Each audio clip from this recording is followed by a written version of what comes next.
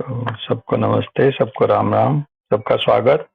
Sunday है आज और ऑर्गेनन डे है। डॉक्टर प्रतीक जी, डॉक्टर दीपांशी, डॉक्टर पूजा, डॉक्टर मंजू, मुकुल भाई। तो इसमें हमारा बेसिकली पेज नंबर 28 पे कंटेंट में जाके देखते हैं। पहले हमारे एफोरिज्म 204 और 205 वाला ग्रुप चल रहा है, तो जिसमें 204 हमारा हो गया था और 204 205 में जो हैनीमैन साहब बताने की कोशिश कर रहे हैं वो कुछ इस तरह से है। इसमें बता रहे हैं कि all chronic affections and diseases properly so called, जिन डिजीजेज को प्रॉपर तरीके से हम क्रॉनिक अफेक्शन या क्रॉनिक डिजीज की कैटेगरी में रखते हैं। ब्रैकेट में उनसे कहा, पहली बात तो ये कहा कि वो कौन से होते हैं। ब्रैकेट में कह रहे हैं that are not merely produced and maintained by a bad mode of living. खास करके वो डिजीज जो क्रॉनिक तो हो लेकिन वो किसी बैड मोड ऑफ लिविंग से ना उपजे हों, ना आए हों। Must be cured only from with in, वो अंदर केवल और केवल अंदर से ही ठीक होने चाहिए। By the homoeopathic medicine appropriate for the miasm that lies at their root. एक अप्रोप्रिएट होम्योपैथिक मेडिसिन के द्वारा जो मियाज्म के हिसाब से अप्रोप्रिएट हो, जो उस क्रॉनिक डिजीज के रूट में है, उसके अकॉर्डिंग दे करके हमें उनको अंदर से ही क्योर करना होता है। ये इन कंटेंट में बता रहे हैं। और 204 हो गया था, 205 पे हम चलते हैं। 205 एफोरिज्म में कह रहे हैं कि the homeopathic physician never treats one of these primary symptoms of chronic miasms nor yet one of their secondary affections that result from their further development by local remedies. Bracket में कह रहे हैं neither by those external agents that act dynamically nor yet by those that act mechanically. Basically Hahnemann साहब यहाँ ये कहना चाह रहे हैं कि होम्योपैथिक फिजिशियन कभी भी ट्रीट नहीं करता ना तो प्राइमरी सिम्टम्स को क्रॉनिक मियाज्म के और ना ही सेकेंडरी अफेक्शंस जो पैदा होते हैं उनको उनके फर्दर डेवलपमेंट के बाद। जब प्राइमरी सिम्टम्स को जब हम दवा देते हैं लोकल रेमेडीज से या कैसे काट, एक बात। दूसरा, उसके बाद जब डेवलप हो जाते हैं सेकेंडरी अफेक्शंस, ना ही उनको ट्रीट करता है, ना तो लोकल रेमेडीज के द्वारा, ब्रैकेट में कह रहे हैं neither by those external agents, ना तो एक्सटर्नल एजेंट के द्वारा, भले चाहे वो डायनेमिकली एक्ट क्यों ना करते हों, उनके द्वारा भी नहीं करता, ना ही उसका मकसद होता है या वो करता है मैकेनिकली। तो फिर करता क्या है? But he cures in cases where the one or the other appears only the great miasm on which they depend. Physician केवल और केवल क्योर करता है उस मियाज्म को जिनके ऊपर वो प्राइमरी सिम्टम्स या सेकेंडरी अफेक्शंस डेवलप होते हैं, उसको ट्रीट करता है। Whereupon its primary as well as its secondary symptom disappear spontaneously. और जब होम्योपैथिक फिजिशियन मियाज्म को ध्यान में रखते हुए मेडिसिन देता है तो उसके सेकेंडरी सिम्टम्स और प्राइमरी सिम्टम्स सारे ही अपने आप ही डिसअपीयर हो जाते हैं, क्योर हो जाते हैं। आगे कह रहे हैं एफोरिज्म, इसका फुटनोट ले लेते हैं पहले। डायनेमिकली 118 फुटनोट है, वर्ड जो एक्ट डायनेमिकली के ऊपर दिया है। 118 फुटनोट में कह रहे हैं कि I can not therefore advise for instance the local extirpation of the so called cancer of the lips and face. Bracket में कह रहे हैं the product of highly developed psora not infrequently in conjunction with syphilis by means of the arsenical remedy of Frere Cosme, not only because it is excessively painful and often fails, but more for this reason, because if this dynamic remedy should indeed succeed in freeing the affected part of the body from the malignant ulcer locally, the basic malady is thereby not diminished in the slightest. The preserving vital force is therefore necessitated to transfer the field of operation of the great internal melody to some more important part, bracket में करें, as it does in every case of metastasis, and the consequence is blindness, deafness, insanity, suffocating asthma, dropsy, apoplexy, etc. तो Hahnemann साहब कहना चाह रहे हैं कि I can not therefore advise, इसलिए मैं कभी भी सलाह नहीं दे सकता उदाहरण के तौर पर कि आप लोकली सो कॉल्ड जो कैंसर ऑफ लिप है, लिप के ऊपर यदि कोई दाना कोई कैंसर आ गया उसको आप लोकली नष्ट कर दो, ऐसी मैं सलाह नहीं दे रहा हूं। ब्रैकेट में कह रहे हैं द प्रोडक्ट जो कैंसर लिप का जो प्रोडक्ट होता है डेवलप्ड सोरा का, नॉट इनफ्रिक्वेंटली कंजंक्शन विद सिफिलिस, और खास करके वहां पर सिफिलिस भी आकर के उससे जुड़ा होता अक्सर सदैव। मैं ऐसे कैंसर ऑफ लिप्स को कभी भी एक्सटरपेट करने की सलाह नहीं देता हूं, किसके द्वारा? By means of the arsenical remedy of Frere Cosme. Frere Cosme एक ये फ्रेंच सर्जन थे जिन्होंने लिथोटोमी के ऊपर काम किया था और एक तरह से सर्जरी लेके आए थे। कह रहे हैं वो जो फ्रेरे कॉज्मे की जो रेमेडी है उसके रास्ते पे चलते हुए, आर्सेनिकल रेमेडी देते हुए मैं नहीं सलाह देता कि आप उसको एक्सटरपेट करो, और ऐसा मैं इसलिए एडवाइस नहीं देता, not only because it is excessively painful and often fails. इसकी वजह ये नहीं है कि भाई ये बहुत ज्यादा पेनफुल है और अक्सर ये फेल हो जाती है, एकमात्र इसलिए ही मना नहीं करता हूं, परंतु मोर फॉर दिस रीजन, इससे बड़ा कारण यह है जिसलिए मैं मना करता हूं, because if this dynamic remedy should indeed succeed in freeing the affected part of the body from the malignant ulcer locally, यदि ये डायनेमिक रेमेडी सफल भी हो गई उस पार्ट को मुक्त करने में उस मैलिग्नेंट अल्सर से लोकल रूप से, तो कह रहे हैं the basic malady is thereby not diminished in the slightest. तो अंदर की जो बेसिक मेलेडी है, मियाजमेटिक जो डिजीज है अंदर का, वो थोड़ा सा भी, हल्का सा भी कम नहीं होगा, वो नहीं घटेगा उससे। कह रहे हैं the preserving vital force is therefore necessitated to transfer the field of operation of the great internal malady to some more important part. अब फिर उसकी वजह से चूंकि इंटरनल मेलेडी, बेसिक मेलेडी थोड़ी सी भी कम नहीं हुई और वो बढ़ती चली जा रही है अंदर, तो अब वाइटल फोर्स जो प्रिजर्व करने का जिसका काम है ऑर्गेनिज्म को, उसकी आवश्यकता बन जाएगी कि वो ट्रांसफर करे उसको फील्ड ऑफ ऑपरेशन को, ये जो उसने एक्सटर्नल पार्ट पे किया हुआ था, एक ऑपरेशन चलवा रखा था, इसको वो शिफ्ट कर देता इंटरनल मेलेडी के रूप में किसी मोर इम्पोर्टेंट पार्ट पे। अब उसकी मजबूरी बन जाती है कि अब उसको, क्योंकि यहाँ आपने उसको छेड़खानी करके काट दिया या मतलब ट्रीट कर दिया लोकली, तो अब वाइटल फोर्स उसको ट्रांसफर कर देता मोर इंपोर्टेंट पार्ट पे। ब्रैकेट में कह रहे हैं as it does in every case of metastasis, हर एक मेटास्टेसिस की कहानी यही है होम्योपैथिक पॉइंट ऑफ व्यू से, ना के एलोपैथिक पॉइंट ऑफ व्यू से कि साहब यहाँ की सेल वहां जाके इम्प्लांट कर गई है, वो ऐसा नहीं है। मेटास्टेसिस का जो कारण है वो यही है कि आप उसको एक जगह सही तरीके से क्योर ना करके उसे डिस्टर्ब कर देते हैं, तो वाइटल फोर्स जो है उसको उसे प्रिजर्व करना है ऑर्गेनिज्म को, तो वो दूसरी जगह ऑपरेशन चालू कर देता है, लेकिन मोर इम्पोर्टेंट पार्ट की तरफ कर देता है मजबूरी से। और कंसिक्वेंस फिर क्या निकल के आते हैं?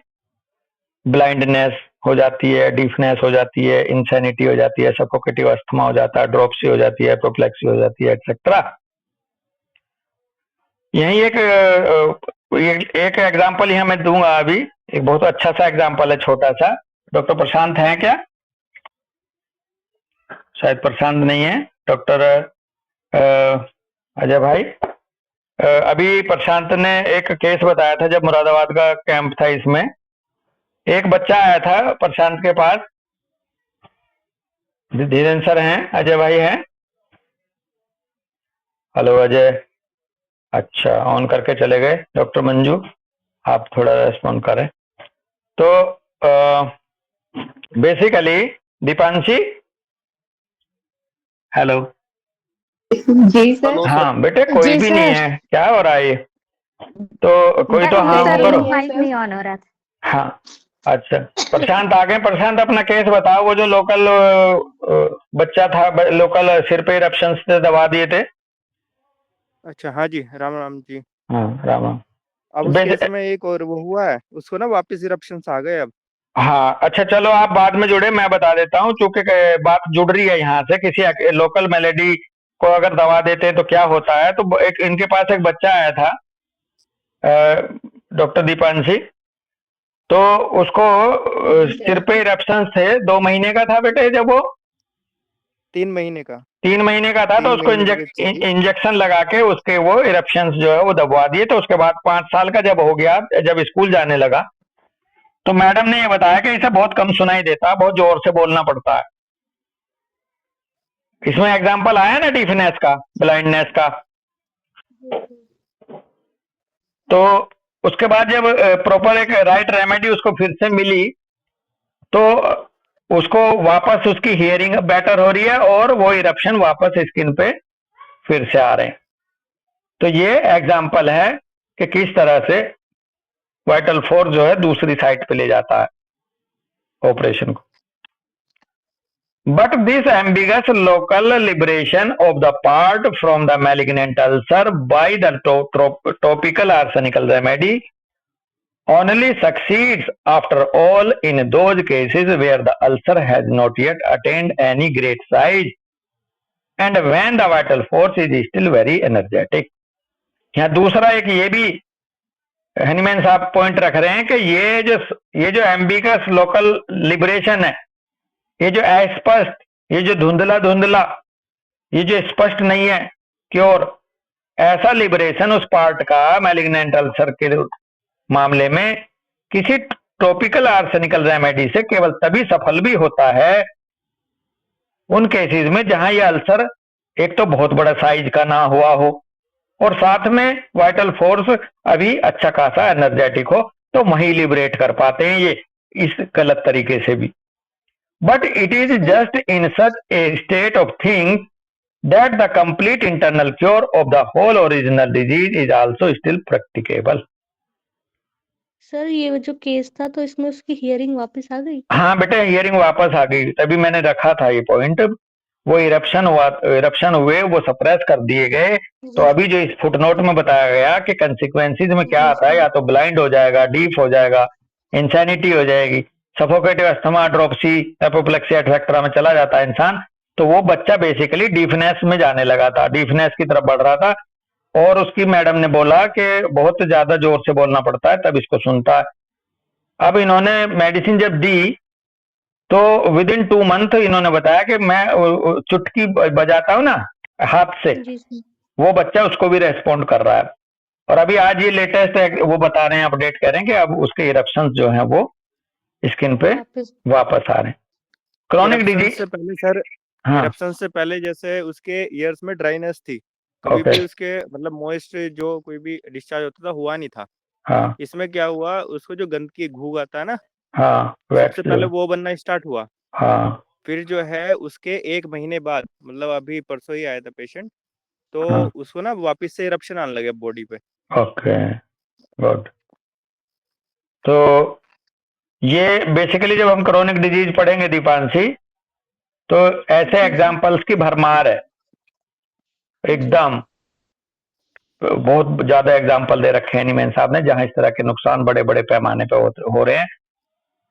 तो ये बहुत अच्छा सा एग्जाम्पल था यहाँ जुड़ा हुआ। मैं पढ़ता हूँ जो ये पार्ट रह रहा है। कह रहे हैं ये जो स्पष्ट रूप से जो लोकल लिबरेशन है पार्ट का, ये तभी होता है उस मैलिग्नेंट अल्सर का यदि उसका साइज बड़ा ना हो और वाइटल फोर्स में वाइटलिटी अच्छी खासी बच रही हो, एनर्जी तभी पुट करते हैं। कह रहे हैं but it is just in such A state of things, जब ये इस तरह की जो चीजें होती हैं ऐसी स्टेट में, ये जो कंप्लीट इंटरनल क्योर है होल ऑर्गेनल ओरिजिनल डिजीज का, वो अभी भी सारा का सारा बाकी है। अभी तो वो बल्कि और बढ़ा हुआ है, वो प्रैक्टिकेबल है, वहीं पे है अभी, उससे आप फ्री नहीं हुए हो, उससे आपको काम करना पड़ेगा। आगे कह रहे हैं the result is the same without previous cure of the inner miasm when cancer of the face or breast is removed by knife alone and when encysted tumour are encapsulated इन्यूक्लिएटेड।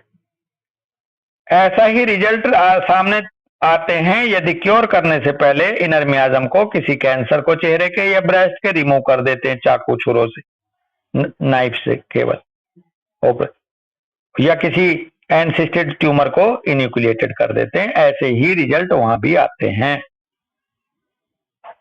अभी अमित पाल ने एक बहुत अच्छा एग्जांपल बताया था, एक दिन किसी की पथरी का ऑपरेशन कराया था तो उसके बाद कोई उसको दूसरी प्रॉब्लम होने लगी थी। अजय याद है, वो एक दिन बता रहे थे वो।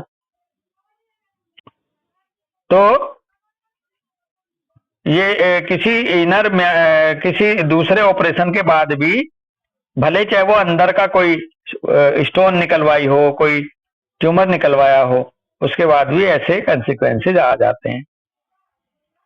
Something worse ensues or at any rate death is hastened. मजे की बात ये कह रहे हैं एनिमैन साहब के सबसे पहली बात तो है कि कुछ ना कुछ अंदर वर्ष ही होगा, और इस तरह से रेट ऑफ डेथ जो है वो हैस्टन हो जाएगा, यानी कि लाइफ स्पान इंसान का कम हो जाएगा। Doctor Deepanshi, hello. जी सर। जी सर। लाइफ स्पान क्यों कम होता जा रहा है इतने अच्छी मेडिकल फैसिलिटी होने के बाद भी? इसका रीजन यहाँ है बेटा। बेसिकली जितने भी एलोपैथिक हॉस्पिटल्स हैं जिनमें सर्जरी चल रही है, बाहर से मैनेजमेंट चल रहा है, तो इसका यहाँ पॉइंट दे रखा है कि कुछ ना कुछ ऐसे एक्सटर्नल ट्रीटमेंट से या तो अंदर का प्रोसेस वर्स हो जाएगा, तेजी से बढ़ेगा miasm, or at any rate death is hastened. Death जो है किसी भी रेट से वो बढ़ सकती है। अब वो बंदा 80 साल की जगह 70 साल भी जी सकता है।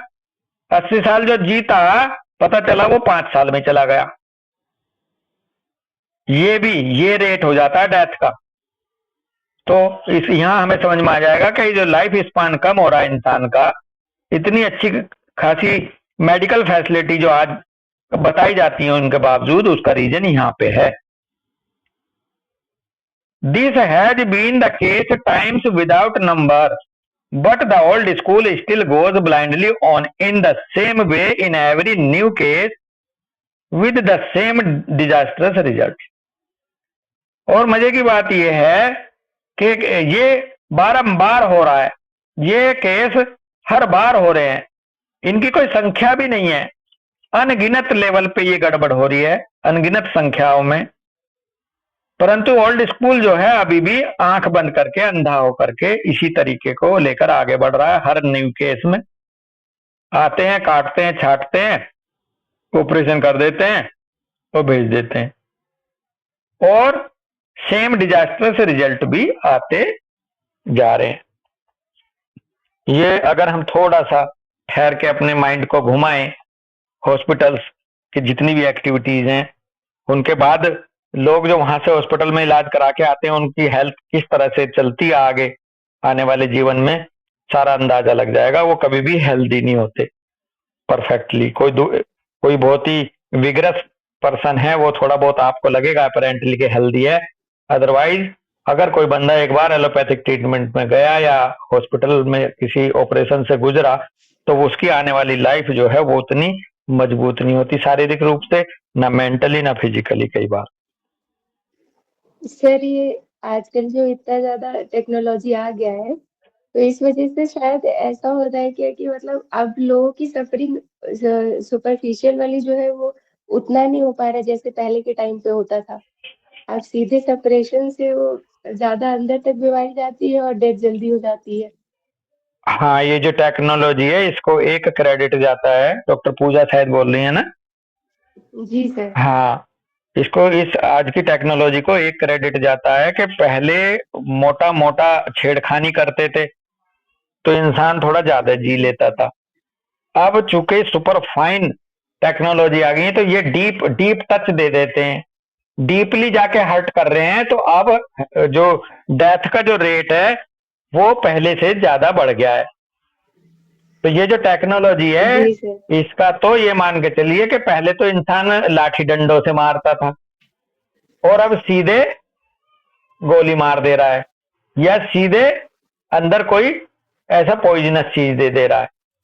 तो जो लाठी डंडे से इंसान चोट खाता था वो फिर भी बच जाता था बेटा, लेकिन जो गोली से या डीप पॉइजनिंग से अगर किसी को हर्ट करोगे, डीपली सीधे वाइटल ऑर्गन्स को हर्ट करोगे, तो वो इंसान और ज्यादा खतरे में है आज की टेक्नोलॉजी से। ट्रीटमेंट की, इन्वेस्टिगेशन की नहीं मैं कह रहा हूं, इन्वेस्टिगेशन इनका अच्छा है, इन्वेस्टिगेशन तो डीप इंटीरियर की तरफ बढ़ रहा है चेंजेस को पकड़ने में, लेकिन उसको जो अंदर जाके ट्रीट कर दे रहे हैं अब बहुत ज्यादा खतरनाक हो गया। अभी कहीं हम पीछे पड़े थे इंट्रोडक्शन में, बेसिकली जो हैनीमैन साहब कहते हैं जो झोला छाप होते हैं वो far better than a smart well qualified allopathic physician. क्यों? क्योंकि झोला छाप जो होता है वो मोटी मोटी पॉलीक्रेस्ट दवाई देता है केवल, और ये प्रिसाइज करके 5th जनरेशन की एंटीबायोटिक देते हैं। समझ रहे बेटा?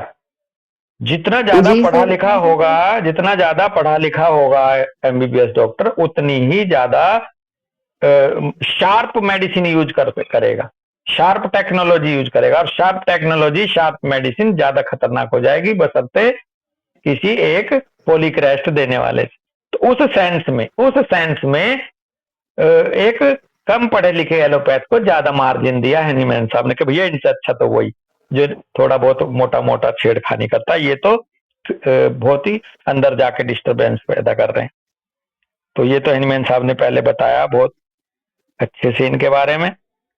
तो यही रीजन है बेटा जो आप कह रहे हैं कि जितना ज्यादा टेक्नोलॉजी आ रही है उतना ज्यादा अंदर तक डीप हर्ट कर रही है, और उतना ही जल्दी इंसान का जीवन खतरे में पड़ रहा है। तो ये था 118। आगे बढ़ते हैं। But he cures in cases where the one or the other appears only. अच्छा ये हो गया, सॉरी यही से चलेंगे। बट ही क्योर्स, फिजिशियन के लिए कह रहे हैं उसको क्योर करना चाहिए।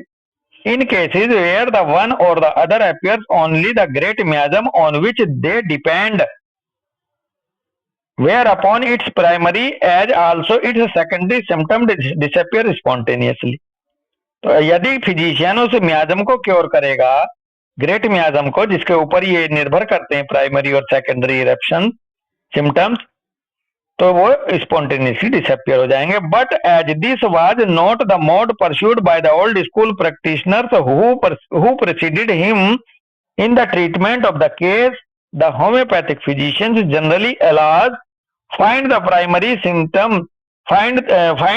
the primary symptoms have already been destroyed by them by means of external remedies, and that he has now to do more with the secondary ones, that is the affections resulting from the breaking forth and development of these inherent miasms। बहुत ही अच्छा point है Hahnemann साहब ने बताया। कह रहे हैं but as this was not the mode pursued by the old school practitioner, यानी कि जो क्योर करने का इंटरनल एंटी मियाजमेटिक मेडिसिन दे करके ये अपनाया नहीं ओल्ड स्कूल प्रैक्टिशनर्स ने, और वो आगे बढ़ते जा रहे हैं, आगे बढ़ते गए ट्रीटमेंट करते हुए केस को ऐसे ही बिना मियाजम को ध्यान में दिए, और द होम्योपैथिक फिजिशियन जनरली अलाज। अब इसका एक बड़ा अलाज जहां भी आता है एक तरह से बड़ा अफसोस और बड़ा अचंभा सा होने वाला शब्द है कि कहते ना हो ये क्या हो रहा है, ऐसा अलाज का मतलब निकलता एक्सक्लेमेटरी साइन के साथ। तो कह रहे हैं अब होम्योपैथिक फिजिशियन के साथ क्या मसला है कि अब उसके पास जब केस आता है, ज्यादातर डॉक्टर पूजा, डॉक्टर दीपांशी, तो प्राइमरी सिम्टम्स जो है ऑलरेडी डिस्ट्रॉय करके आता है हमारे पास, और हम एक्सटर्नल रेमेडीज के द्वारा डिस्ट्रॉय करके आता है, और हमें सामना करता है अब सेकेंडरी सिम्टम्स का। मेजॉरिटी ऑफ केसेस को आज के बाद जब आप देखोगे क्लिनिक पे तो आप ये पाओगे कि प्राइमरी सिम्टम्स नहीं, हम सेकेंडरी सिम्टम्स जो हैं, जो प्राइमरी सिम्टम्स के डिस्ट्रॉय होने के बाद आए हुए हैं, उनको हम डील कर रहे होते हैं ज्यादातर। 90 क्या मैं तो 100% केसेस की ही बात करूंगा अब, हम 100% केसेस में ही सेकेंडरी सिम्टम्स को लेकर के डील करते हैं, क्योंकि प्राइमरी सिम्टम चाहे इंटरनल रेमेडी के द्वारा चाहे एक्सटर्नल रेमेडी के द्वारा पेशेंट कहीं ना कहीं उनको डिस्ट्रॉय करके आता है, वो हमारे सामने आते नहीं, हम सेकेंडरी वन का सामना करते हैं। वो अफेक्शंस जो के आगे बढ़ते हैं, ब्रेकिंग फोर्थ होते हैं डेवलपमेंट के बाद इनहेरेंट मियाज्म के बढ़ने से। आगे कह रहे हैं, but specially with the chronic disease evolve from internal psora the internal treatment of which as far as single physician can elucidate it by many years of reflection, observation and experience. I have endeavored to point out in my book of out in my work on chronic disease to which I must refer the reader. Last में एक हल बताया Hahnemann साहब ने, but specially with the chronic diseases evolve from the internal psora, खास करके वो disease जो कि इंटरनल सोरा से इवॉल्व हुए हों, the internal treatment of which, जिसका पहली बात इंटरनल ट्रीटमेंट दिया जाए, और as far as single physician can elucidate it by means years of reflection, observation and experience. और इसमें एक बात और भी बताइए, कोई सिंगल फिजिशियन ही इस पे काम करे, एक अच्छे से क्लियर करे, उसको ध्यान में देते हुए एक सिंगल फिजिशियन लंबे समय तक सालों साल के चिंतन मनन के बाद, ऑब्जर्वेशन के बाद, एक्सपीरियंस के बाद उसको वो क्योर कर सकता।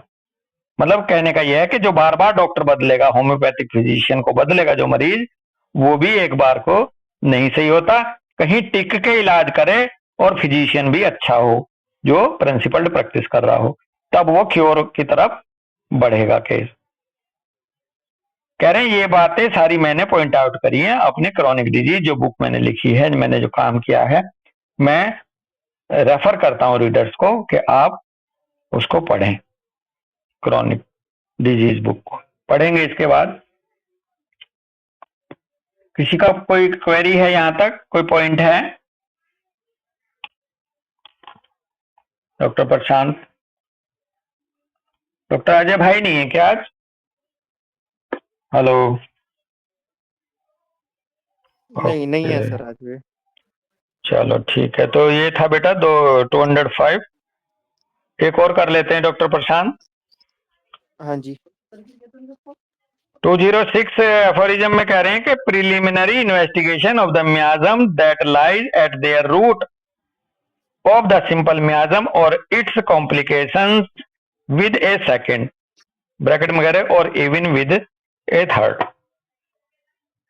तो एफोरिज्म नंबर 206 में हेनमैन साहब ये बताएंगे कि प्रिलिमिनरी इन्वेस्टिगेशन कैसे करेंगे मियाज्म का, जो कि किसी भी क्रॉनिक डिजीज के रूट में पड़ा है, उसको हम कैसे एग्जामिन करेंगे। Preliminary investigations of the simple मियाज्म हो चाहे उसको कैसे करेंगे, या फिर वो कॉम्प्लिकेट हो किसी सेकंड वन के द्वारा, थर्ड वन के द्वारा, यानी कि सोरा अकेला है तब कैसे करेंगे, या सोरा के साथ सिफिलिस जुड़ रहा हो तो, या सिफिलिस और साइकोसिस दोनों जुड़ रहे हो तो कैसे हम इन्वेस्टिगेट करेंगे, ये भाव थोड़ा सा बता रहे हैं 206 में।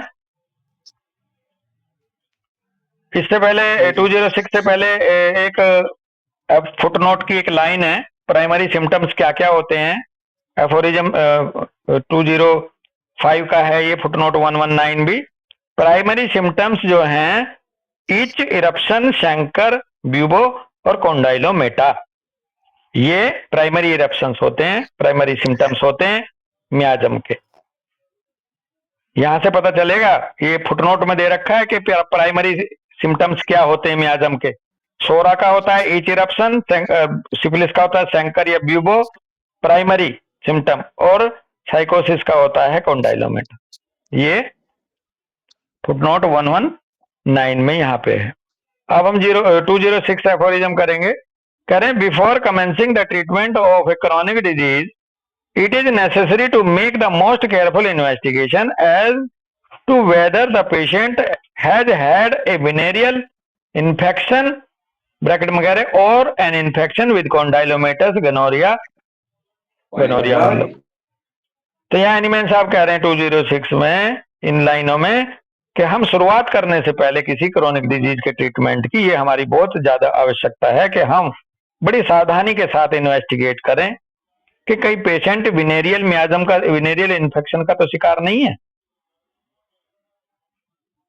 कोई भी क्रॉनिक केस आपके पास आ रहा है तो उसकी शुरुआत करने से पहले आप इस बात का जरूर ध्यान दें कि इसको कहीं विनेरियल इन्फेक्शन तो नहीं है, कहीं ये कॉन्डाइलोमेटस या गनोरिया से ग्रसित तो नहीं रहा कभी या है। यहाँ पर इन्वेस्टिगेशन पे फुटनोट नंबर 120 दे रखा है, बहुत अच्छा है ये, बड़े सर कई बार जिक्र करते थे इसका।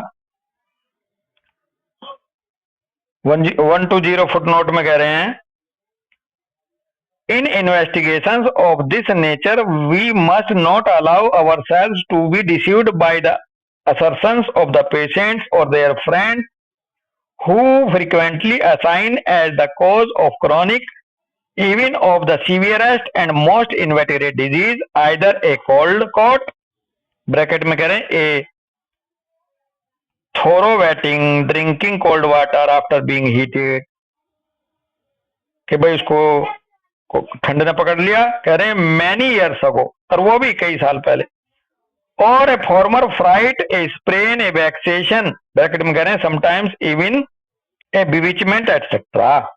तो एनीमैन साहब ने यहाँ बड़ा अच्छा सा पॉइंट रखा कि जब हम इन्वेस्टिगेट करें क्रॉनिक केस को तो हम अपने आप को बचाएं डिसीव होने से, कि पेशेंट खुद असर्ट करता है, खुद वो पेशेंट आके बताता है या उसके फ्रेंड बताते हैं कि भाई, और जो अक्सर बारंबार होता है कई बार कि ये जो क्रोनिक डिजीज है आपके सामने, इसका कारण कई बार पेशेंट या उसके फ्रेंड बताते हैं कि साहब ये कई साल पहले ठंडे पानी में नहा लिया था, ये गंगा स्नान करने गया था या ये फला झरने में नहा लिया था, उस टाइम ये भीग गया था बारिश में बहुत तगड़ा, तब से इसके जोड़ों में दर्द है जी, 4 साल पहले, 5 साल पहले, 3 साल पहले।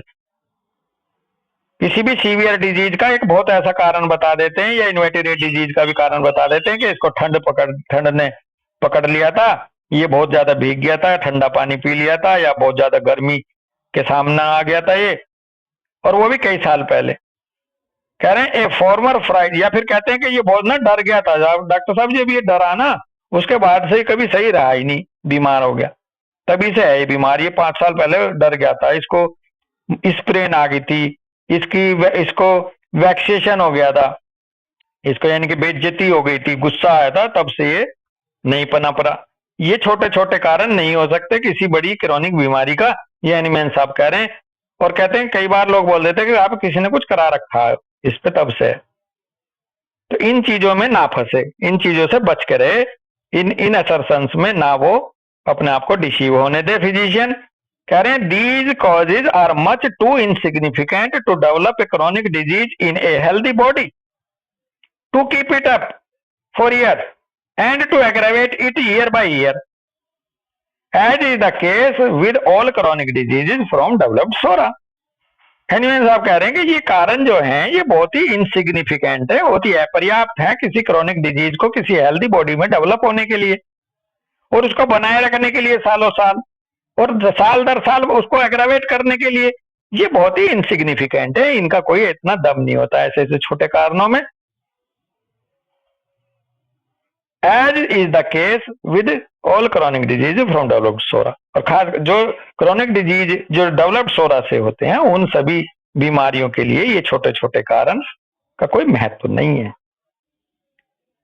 Causes of a much more important character than these remembered noxious influences must lie at the root of the infection, root of the initiation and progress of a serious obstinate disease of long standing।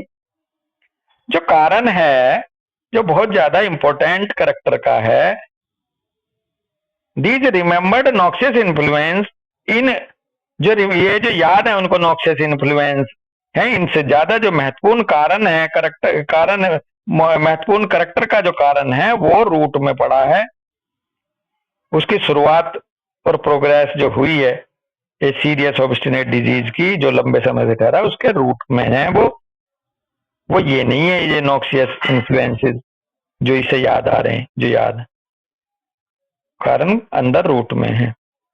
The assigned causes could only Rouse into activity the latent chronic मियाज्म। और ये जो बताए हैं कि भाई भीग गया था या वैक्सेशन हो गया था या drinking cold water hot heat के सामने आ गए, ये केवल और केवल राउज करते हैं उस कोज को जो रूट में है, एक्टिविटी में लाते हैं। लेटेंट क्रॉनिक मियाज्म जो पड़ा था उसको एक्टिविटी में ला देते हैं। तो बेसिकली यहाँ पर हम दो तरह के कोज लेंगे, एक होता है प्रेसिपिटेटिंग कोज, एक होता है प्रेसिपिटेटिंग एजेंट, एक होता है कॉजेटिव एजेंट। तो जो कॉजेटिव एजेंट या कॉजेटिव फैक्टर है वो तो है मियाज्म, जो कॉज करता है किसी बीमारी को, और जो उसको प्रेसिपिटेट करने में मदद करता है, राउज करने में मदद करता है, एक्टिविटी में आने के लिए मदद करता है लेटेंट क्रॉनिक मियाज्म को, वो होते हैं ये जिनको हम मेन कॉज मान लेते हैं कि भाई वो भीग गया था, वैक्सेशन।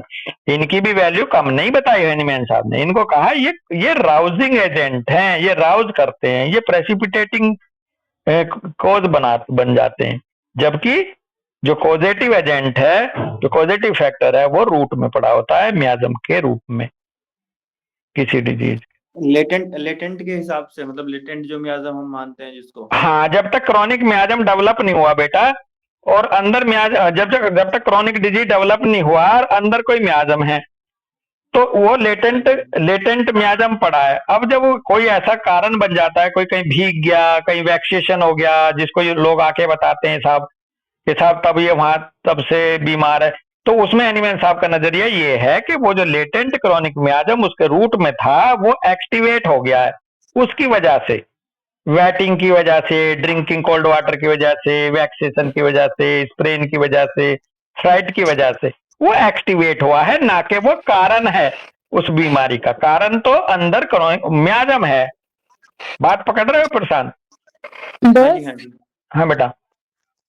तो मतलब ये फिर लेटेंट क्रॉनिक मियाज्म से अगर जो ये कह रहे हैं तो फिर इसका मतलब यही है कि फिर हम लोग को हर केस में बच्चे की बर्थ हिस्ट्री में जो भी मदर का ट्रॉमा चला है या कोई एडल्ट है तो उसकी मतलब उसकी बर्थ हिस्ट्री, मतलब एडल्ट हो या बच्चा हो, सबकी बर्थ हिस्ट्री लेनी है कि उसकी मदर हिस्ट्री कैसी रही है, क्या रही है, क्योंकि हाँ लेटेंट क्रॉनिक मियाज्म तब तो फिर उतनी ही दूर से पता चल पाएगा। या फिर हाँ वो जो जनरेशनल क्या फैमिली ट्रॉमा चला रहा है वहां तक हम लोग को पूरा ट्रेस करना पड़ेगा ना, हाँ क्योंकि लेटेंट क्रॉनिक मियाज्म तो फिर यही हुआ ना फिर, क्योंकि हाँ अगर जो वैक्सेशन तक को भी अगर जो छोटा कॉज बता रहे हैं डॉक्टर हैनीमैन सर कि हाँ वैक्सेशन हुई, तो फिर तो वैक्सेशन अगर जो छोटा कॉज हो सकता है तब तो फिर सब इतने ही डीप रूट में आपको क्रोनिक लेटेंट मियाज्म मिल हाँ सकता है। हाँ। अब देखो बहुत अच्छी बात आपने कही है प्रीति जी। हाँ, 2 पॉइंट पे डिस्कस करते हैं। सबसे पहले तो हम याद कर लें, जब हमें सिखाया गया था कि एक्टिव डिजीज कौन कौन से होते हैं और क्रॉनिक किन को मानते हैं। एक्टिव डिजीज की जो डेफिनेशन थी वो अभी हाल फिलहाल हुआ हो, पीछे कोई उसके ऐसी हिस्ट्री ना हो, है जी। एक्यूट डिजीज मतलब अभी सडन आया हो, कुछ समय पहले आया हो, उसके पीछे कोई एक्साइटिंग कॉज हो, एक चीज। और हम क्रॉनिक डिजीज को लेके चले थे कि इसकी हम family history case study proper क्यों लेते हैं, पास्ट हिस्ट्री क्यों लेते हैं, फैमिली हिस्ट्री क्यों लेते हैं, उसकी पर्सनल हिस्ट्री क्यों लेते हैं, मेंटल जर्नल्स क्यों लेते हैं। तो क्रॉनिक के पहले तो हम ये डिसाइड करेंगे अपने सेंस ऑफ और नॉलेज के साथ साथ कि हम जो डील कर रहे हैं ये एक्यूट डिजीज प्रॉपर है या acute manifestation of chronic disease है या फिर क्रॉनिक डिजीज है। डॉक्टर प्रदीप जी, हमारे पास 3 तरह के केस आ सकते हैं बेटा।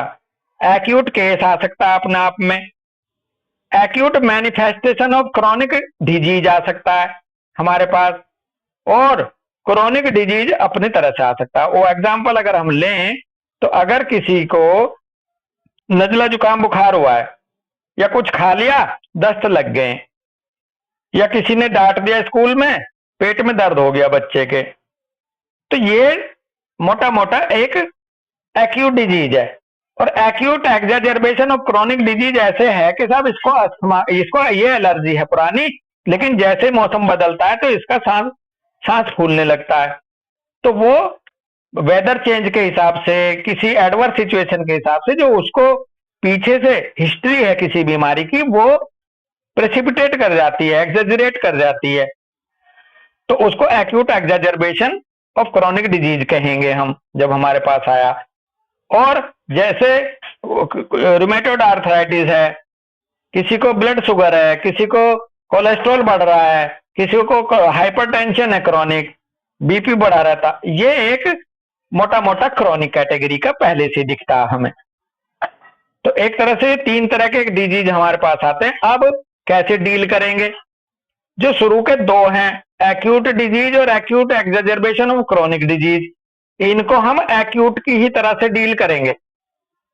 इन्हें हम कॉज को भी कंसिडर करेंगे और उस समय की जो मेडिसिन उस एक्यूट स्टेट के हिसाब से सिलेक्ट होकर आ रही है उसे देंगे, भले चाहे क्रॉनिक केस है। अगर क्रॉनिक केस का एक्यूट एक्सेजर्बेशन आपके सामने आ रहा है और आपने उसको क्रॉनिक अप्रोच के साथ मेडिसिन दी, तो उसको वहां काम नहीं करती वो। एक्यूट एक्सेजर्बेशन ऑफ क्रॉनिक डिजीज को हमें एक्यूटली हैंडल करना है। जब वो चली जाए तो अब हमें प्रॉपर तरीके से उसको क्रॉनिक मियाज्म की एंटी मियाज्मेटिक मेडिसिन देनी है। हम लोग कई बार क्या गलती करते हैं कि या तो उस एक्यूट एक्सेजर्बेशन को हम प्योरली एक्यूट डिजीज मान के छोड़ देते हैं, फिर आगे ध्यान नहीं देते, या फिर हम बहुत सिंसियर होकर के एक्यूट एक्सेजर्बेशन ऑफ क्रॉनिक डिजीज को भी हम एंटी मियाज्मेटिक थोरो केस स्टडी के बाद सेलेक्ट करके देने की कोशिश करते हैं। तो दोनों ही अप्रोच गलत हो जाएंगी आपकी। यहां बड़े सर कहते थे कि अगर कोई मियाज्मेटिक डिजीज को वैसे लेते थे कि अगर एक्यूट एक्सेजर्बेशन उसकी जान के लिए खतरा बन रहा है, तो आप उसकी एंटी मियाज्मेटिक अगर दोगे यहाँ ढूंढ के, तो वो ना तो काम करती है और वो बंदा एक तरह से खतरे में है। तो कहते हैं पहले गन लगी हुई है इस इंसान की कनपट्टी पे, पहले गन हटा दो। सिक्योरिटी लैप्स क्यों हुआ, सिक्योरिटी में कहाँ कमी है, उसको बाद में करेक्ट करते रहना डॉक्टर प्रीति जी। पहले जो गन पॉइंट पे इंसान आ गया है किसी क्रिमिनल के, पहले गन हटाओगे या ये ढूंढोगे सिक्योरिटी लैप्स कहाँ हुआ? क्यों जी? हेलो प्रीति जी। जी मैं सुन रही हूँ। तो उसमें बड़े सर कहते हैं कि क्रॉनिक डिजीज को डील करोगे तो अगर इमरजेंसी है, एक्यूट एक्सेजर्बेशन है, तो पहले उसको हैंडल करो एक्यूट की तरह से, और फिर जब वो चला जाए तो तब उसकी एंटी मियाज्मेटिक या क्रॉनिक केस की तरह से तब डील करो। तो ये चीज है जो आपने कहा ना कि वैक्सेशन है, तो ये तो हम करते भी तो हैं बेटा। क्रॉनिक केस की केस स्टडी आप याद कर लो कॉलेज के दिनों को अपने, जब केस टेकिंग सिखाई जाती थी हमें कि भाई इसका प्रेजेंट कंप्लेंट्स लो, फिर पास्ट हिस्ट्री लो, फिर फैमिली हिस्ट्री लो, फिर इसकी पर्सनल हिस्ट्री लो, है जी, फिर इसकी जर्नल हिस्ट्री लो। तो इसलिए बताया जाता था ना कि एक बार बच्चे पेशेंट का अपना खुद का कॉन्स्टिट्यूशन डेवलप हो जाता है, तो हमें फिर उसके खुद के कॉन्स्टिट्यूशन को इम्पोर्टेंस देनी चाहिए। हाँ, तो वो आप वो उसकी जगह है इम्पोर्टेंट लग रही है बेटा, वो आपकी सही है। अगर अपना कॉन्स्टिट्यूशन डेवलप हो जाता है तो वो भी काम करता है और पीछे माँ का भी करता है। हम जो कैंप में केस करते हैं डील, हम बच्चे के फिजिकल से लेते हैं और माँ का मेंटल कॉज लेते हैं। तो हम बच्चे का भी लेते हैं और ऐसे केसेस में माँ का भी लेते हैं। अगर क्रॉनिक डिजीज हम प्रैक्टिकल अप्रोच क्योंकि जो एडल्ट पेशेंट्स आते हैं ना 30 के अबव 40 जो खास करके जो कॉर्पोरेट या मतलब कोई भी ऐसे जो मतलब एक मिडिल एज मैन और फीमेल होते हैं, उनसे इतना दूर की हिस्ट्री पूछोगे तो वो प्रैक्टिकल नहीं करते। तो आप उस पे आ जाओ, फिर आप 5 नंबर फुटनोट उस पे आ जाओ एफोरिज्म पे। अडल्ट के केस में देखो, पहली बात तो फैमिली हिस्ट्री हम हर एक की लेंगे, चाहे 40 साल का है चाहे 30 साल का, कि अगर फैमिली में तो नहीं चला आ रहा ये बीमारी, इसको कैंसर की हिस्ट्री फैमिली में तो नहीं है, रूमेटोइड आर्थराइटिस की हिस्ट्री फैमिली में तो नहीं है, हम वहां भी नहीं छोड़ते, चाहे वो 30 साल का हो चाहे 5 साल का हो।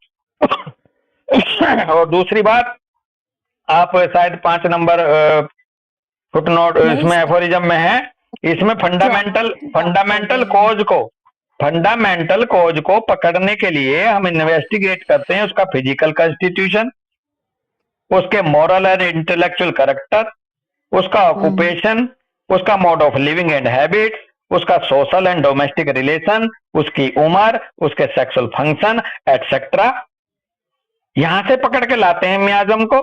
अगर कोई हम में जी आपस में ये सीखना चाहे कि भैया मियाज्म को पकड़ेंगे कैसे, कहां से पकड़ में आएगा, तो मियाज्म पकड़ में आएगा फंडामेंटल कोज के रूप में उस बंदे के फिजिकल कॉन्स्टिट्यूशन कैसा है, उसके मॉरल एंड इंटेलेक्चुअल कैरेक्टर कैसे हैं, उसका occupation, mode of living and habits कैसी हैं, सोशल एंड डोमेस्टिक रिलेशन कैसे हैं, उसकी उम्र को देखते हुए सेक्सुअल फंक्शन एटसेट्रा भी कहा है, उनको देखते हुए वहां से हम एक मियाज्मेटिक सिलेक्शन करेंगे, एंटी मियाज्मेटिक।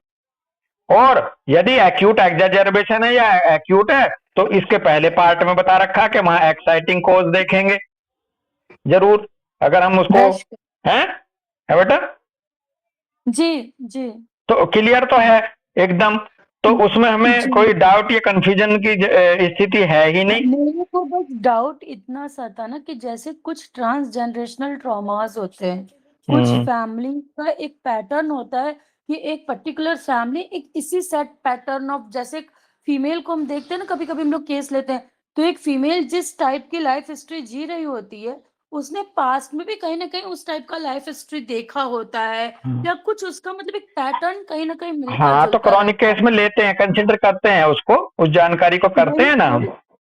वही वो चीज निकालना थोड़ा मुझे लगा कि क्योंकि इस एफोरिज्म के हिसाब से वो एकदम कंपलसरी है, हर केस में निकालना हाँ, वो क्रॉनिक किसी केस में कंपलसरी है, बिल्कुल सही कह रहे हो आप। क्रॉनिक केस में यदि आपने वो नहीं निकाला फंडामेंटल कोज या मियाज्म जो रूट में है, आप उसको कभी भी क्योर नहीं कर सकते।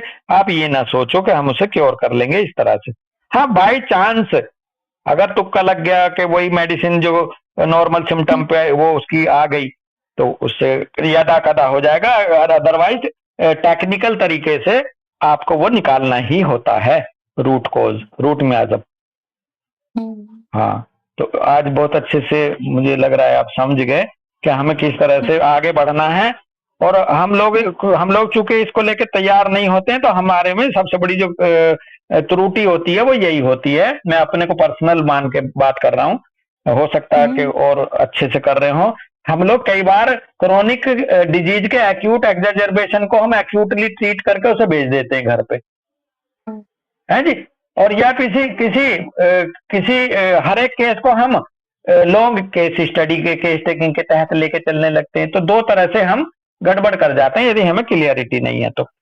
हमें ये बड़े सर बोलते थे कि आपको सबसे पहले ये समझना है कि आप क्या डील कर रहे हो, आपके सामने केस क्या है, पहले आप इसको रेक्टिफाई करो, उसके बाद आगे बढ़ो।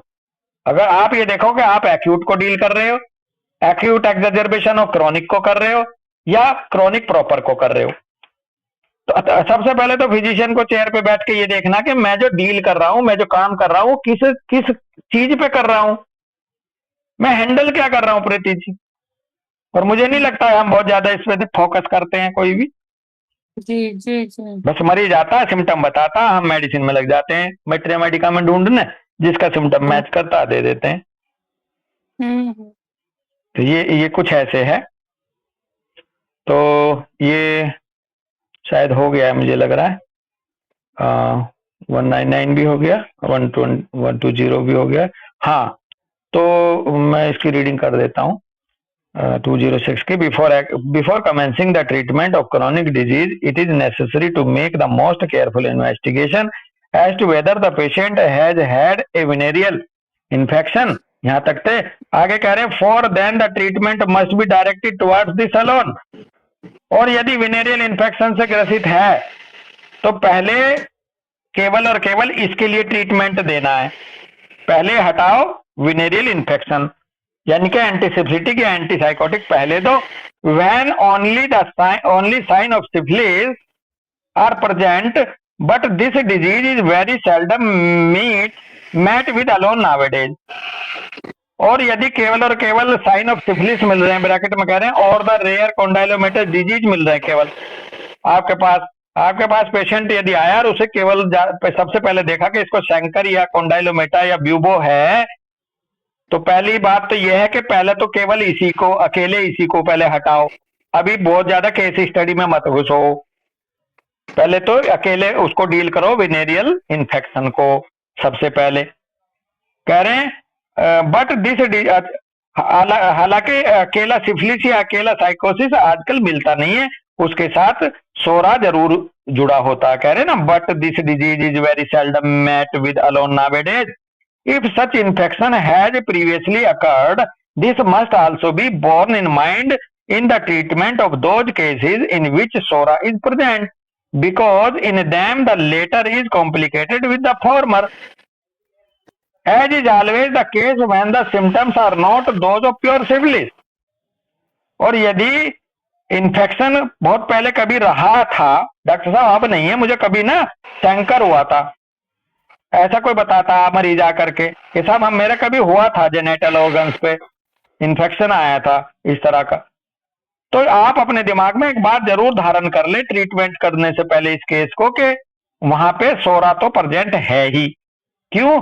क्योंकि वो उस समय सैंकर हटा दिया, ब्यूबो हटा दिया, तो जो इंटरनल सोरा है वो अब इसमें गठ जोड़ कर लिया उसने, तो यहाँ पे सोरा तो होगा ही होगा। Because in them the latter complicated with the former, क्योंकि वो बाद वाला जो है सोरा उसके साथ कॉम्प्लिकेट कर जाएगा। As is always the case when symptom are not those of pure syphilis, और ये हमेशा वहां तो जरूर देखने को मिलेगा जहां प्योर सिफिलिस के सिम्टम्स अब नहीं दिखाई दे रहे, तो वहां तो समझ लो आप, पक्के हो जाओ माइंड में कि यहाँ सोरोसिफिलिटिक केस है ये। when the physician thinks he has a case of old venereal disease before him, he has always or almost always to treat a syphilitic affection accompanied mostly by SORA for the internal itch dyscrasia, is far the most frequent fundamental cause of chronic diseases। और यदि physician को ये पक्का हो जाए कि उसके पास जो पेशेंट आया है वो ओल्ड विनेरियल डिजीज का शिकार रहा है कभी, तो हमेशा वो ट्रीट करे, तो ट्रीट उस सिफिलिटिक अफेक्शन को ऐसे ट्रीट करे अकम्पनीड बाई ब्रैकेट में कह रहे कॉम्प्लिकेटेड विद सोरा के साथ, तो वो ऐसे बढ़े आगे कि वो सोरा के साथ कॉम्प्लिकेटेड हुआ केस है, इंटरनल इच डिस्क्रेसिया के साथ है, जो कि बहुत ही ज्यादा महत्वपूर्ण और फंडामेंटल कॉज है क्रोनिक डिजीज का, उसके साथ वो जुड़ा हुआ है। अब वो सोरोसिफिलिटिक अप्रोच अपनाए, anti syphilitic approach, anti psychotic approach, psorosyphilitic approach, sycosyphilitic approach, ऐसे अप्रोच जो है वो अलग अलग भी बड़े सर ने बताई थी। कह रहे एट टाइम्स बोथ मियाजम्स में be complicated also with sycosis in chronically diagnose organism, chronically disease organism, और as is much more frequently the case, psora is the sole fundamental cause of all other chronic maladies whatever names they may bear, which are moreover so often bungled, increased and disfigured to a monstrous extent by allopathic unskillfulness। Hahnemann साहब यहाँ कह रहे हैं कि eight times, कई बार तो ऐसे होता है, देखा गया है कि बहुत मियाजम जो है वो कॉम्प्लिकेट कर लेते हैं साइकोसिस के साथ भी। अब ये हो गया ट्राइमियाजमेटिक डिजीज।